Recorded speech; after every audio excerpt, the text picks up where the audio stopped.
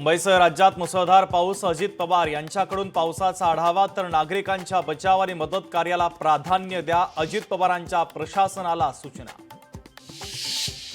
पालकमंत्री आशिष शेलारांनी घेतला पावसाचा आढावा. मुंबईतील पावसाच्या सद्यस्थितीचा घेतला आढावा. बीएमसी मुख्यालयातील आपत्कालीन कक्षातून घेतला आढावा.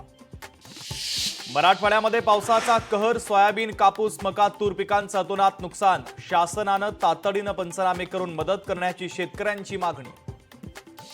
रत्नागिरीच्या संगमेश्वर तालुक्यात 196 गावं अंधारात. मुसळधार पावसाचा महावितरणाला मोठा फटका.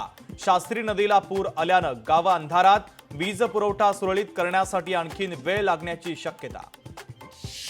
बीडच्या माजलगाव तालुक्यातील घटाळी नदीला पूर. अनेक गावांचा संपर्क तुटला. ग्रामस्थांची तारांबळ. घटाळवाडीतील नदीवर उंच पूल उभारण्याची ग्रामस्थांची मागणी. लातूरच्या उदगीर तालुक्यामध्ये मुसळधार पाऊस. धडकनाळ आणि बोरगावात शिरलं पावसाचं पाणी. उदगीर ते देगलूर रस्ता पूर्णपणे बंद. संपर्क तुटला.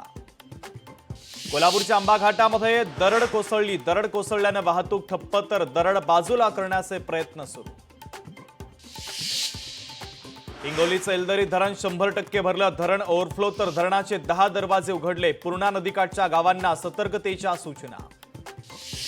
विनोद पाटलांनी घेतली मुख्यमंत्र्यांची भेट. छत्रपती संभाजीनगरमधील अतिक्रमण हटाव मोहीम थांबवण्याची मुख्यमंत्र्यांकडे केली मागणी.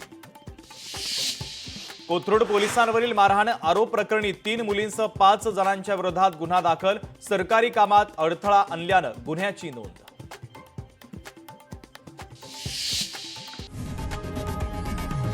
लोकशाही मराठी ऐका, पहा, जागरूक रहा.